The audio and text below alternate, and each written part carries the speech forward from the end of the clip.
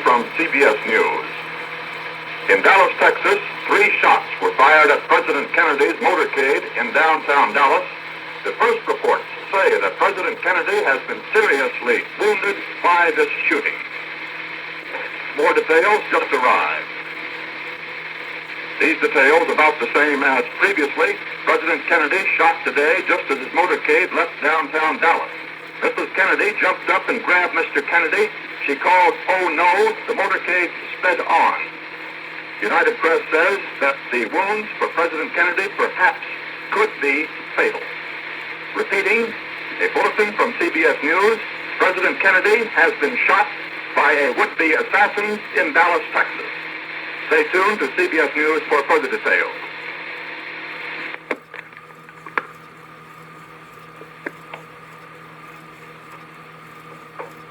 Here is a bulletin from CBS News. Further details on an assassination attempt against President Kennedy in Dallas, Texas. President Kennedy was shot as he drove from Dallas Airport to downtown Dallas. Governor Connally of Texas in the car with him was also shot. It is reported that 3 bullets rang out. A Secret Service man was heard to shout from the car, "He's dead." Whether he referred to President Kennedy or not is not yet known. The president, cradled in the arms of his wife, Mrs. Kennedy, was carried to an ambulance and the car rushed to Parkland Hospital outside Dallas. The president was taken to an emergency room in the hospital. Other White House officials were in doubt in the corridors of the hospital as to the condition of President Kennedy. Repeating this bulletin, President Kennedy shot while driving in an open car from the airport in Dallas, Texas to downtown Dallas. Recounting again the details of this incident, 3 shots were heard to ring out as Kennedy and Governor Connally and Mrs. Kennedy rode in the back seat of the open car. Immediately, a Secret Service man said he saw blood spurt from the president's head.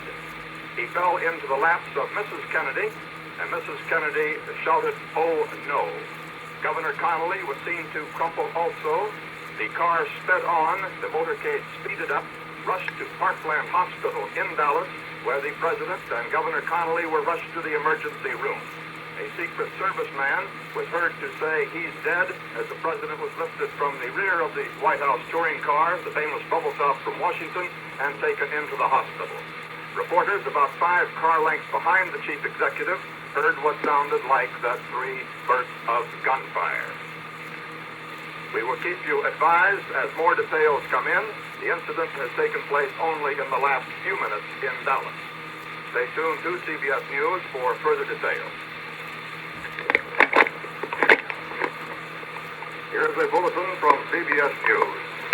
President Kennedy has been the victim of an assassin's bullet in Dallas, Texas. It is not known as yet whether the president survived the attack against him. The incident was this. The president, Mrs. Kennedy, and Governor Connally of Texas driving in the president's famed bubble-top car from Dallas Airport to downtown Dallas, where the president was scheduled to make a speech. 3 bullet shots were heard to ring out. The president slumped into the lap of Mrs. Kennedy. Witnesses said they saw blood streaming from his head. Governor Connally slumped into the bottom of the car. Bullet wounds were seen to be in his chest. The car itself rushed on as Mrs. Kennedy was heard to say, "Oh no." It took him directly to a nearby hospital, the Parkland Hospital, where the president and Governor Connally were taken into the emergency room, and witnesses there refused to comment on whether the president was still alive or not.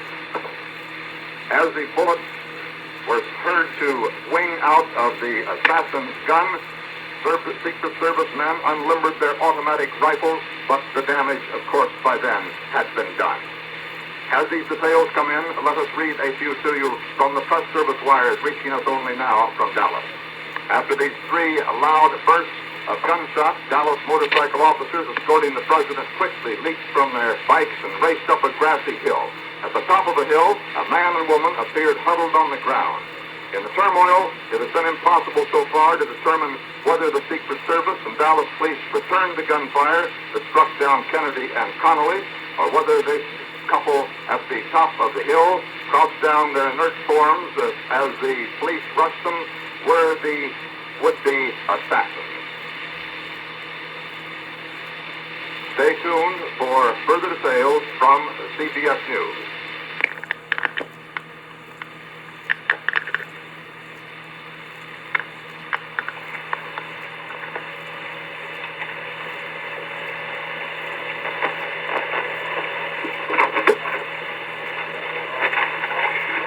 We'll bring you details now, more details on the attempted assassination of President Kennedy. Mrs. Kennedy was on her knees, we're told, on the floor of the rear seat of the car, her head toward the president, apparently leaning over and trying to converse with him. AP reporter who was with the group said that this man and woman we reported earlier were on a hilltop, were seen scrambling to the upper level of a walkway overlooking an underpass at which the car was approaching. Lawrence O'Brien, the presidential aide, says he has no information on whether the president is still alive. Mrs. Kennedy was weeping, trying to hold up her husband's head when the reporters reached the car as it dashed toward the hospital. Vice President Lyndon Johnson was in the car behind the president. There was no immediate sign that he was hurt. Repeating that, no indication Vice President Johnson was hurt. In fact, there was no evidence at all at what might have happened to Johnson, since only the president's car and its Secret Service follow-up car went on to the hospital.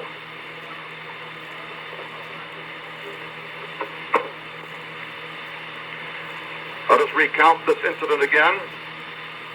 There has been an assassination attempt against the life of President John F. Kennedy in Dallas, Texas.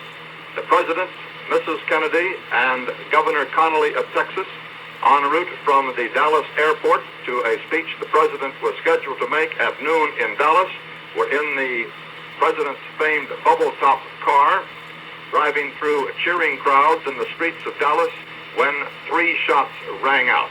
The president slumped into the lap of Mrs. Kennedy, apparently a bullet wound in his head. Governor Connally slumped to the floor of the car. Bullet wounds were seen in his chest. Mrs. Kennedy screamed out, "Oh no!" The car stopped momentarily. Secret Service men unloaded their rifles and started into the crowd. 2 persons, a man and a woman, were seen crouched with a crowd around them on a hilltop overlooking the road. Whether they were concerned in the shooting or not, we do not know yet. Secret Service men rushed to that scene and were waiting a report on that. Vice President Johnson was in the car immediately following President Kennedy and Governor Connally. He was not hurt as far as we are able to determine. The president and Governor Connally were rushed to a nearby hospital, Parkland Hospital, where they were taken into the emergency room, and we have no information yet as to how serious the injuries were. However, aides very close to President Kennedy had no comment when they were asked by reporters the seriousness of the president's injury. Late information just in. Acting White House Secretary Malcolm Kilduff was asked whether the president was dead, and he said, "I have no word now." The president had landed just a short time before, as we said, at Dallas Love Field. He was driving to the Trade Mart in Dallas to deliver this luncheon speech, which was to be sponsored by 3 Dallas organizations. The largest turnout of the current Texas tour was on the streets to greet Kennedy. He was being greeted lavishly by the crowd in a very warm Texas welcome when the bullet fired out of the crowd. Stay tuned. We'll bring you the details just as quickly as they come in. It might be recalled that Dallas has been a hotbed of criticism of President Kennedy and his administration by outspoken rightist groups. Only 2 weeks ago, Ambassador Adlai Stevenson of the United Nations was in an incident in Dallas when he was besieged by pickets, far right-wing pickets, outside of a speech he made there, and he was struck in the head by a picket sign by an outraged conservative who felt we should not be in the United Nations. Even today, through Dallas, there were cars touring the streets with signs, U.S. or UN. A little late information. Rear Admiral George Berkeley United States Navy, the White House physician, rushed into that Parkland Hospital in Dallas. He headed for the emergency room where the President and Governor Connally were taken. Still waiting word as to the condition of the President from that emergency room.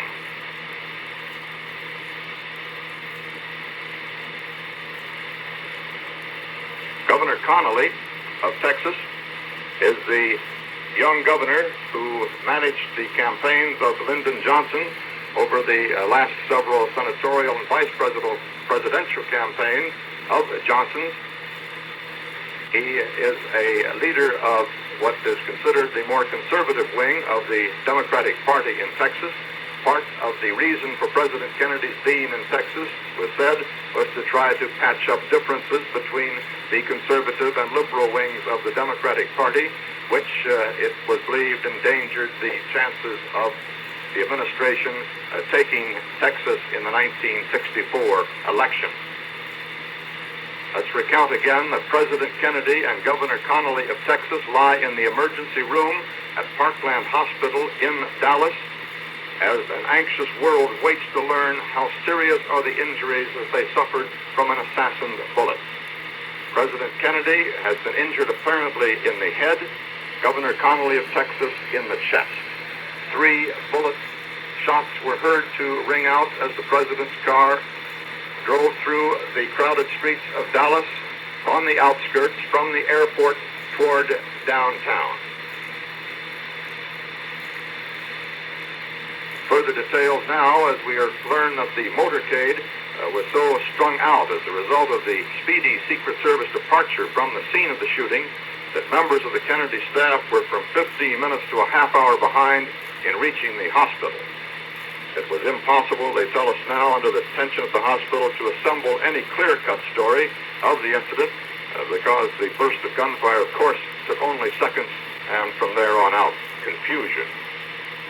Some of the Secret Service agents thought the gunfire, however, was from an automatic weapon fired to the right rear of the chief executive's car, possibly from a grassy knoll, and that's that knoll to which motorcycle policemen were seen racing and where the huddled figures of a man and a woman were seen on the ground with a crowd surrounding them, which suggests, of course, that perhaps this is where the shots came from. This we do not know as yet positively.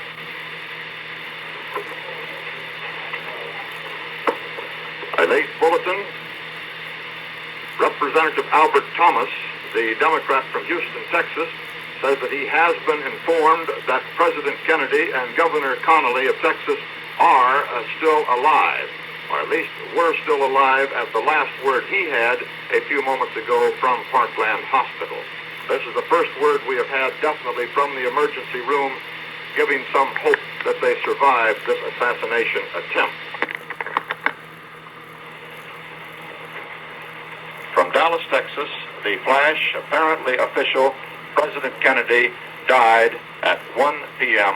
Central Standard Time, 2 o'clock Eastern Standard Time, some 38 minutes ago.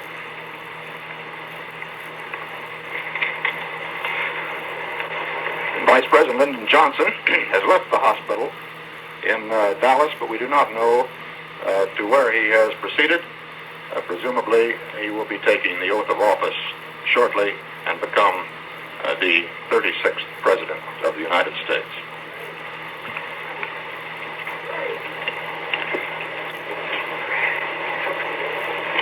President Kennedy at Dallas Airport this morning was cheerful and waving. It has been quite a triumphal tour of Texas over the last 48 hours. There were hundreds of people crowded around the President at the airport, wildly cheering. There had not been any outstanding demonstrations.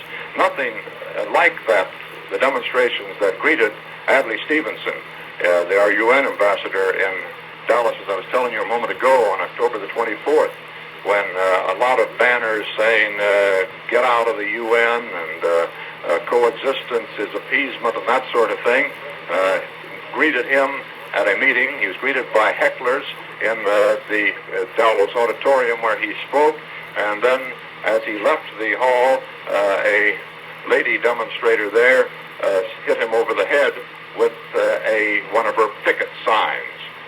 He wasn't badly injured, but he was obviously shaken by the experience. The lady later said that she was pushed from behind, and that's why the sign fell and hurt Adlai Stevenson.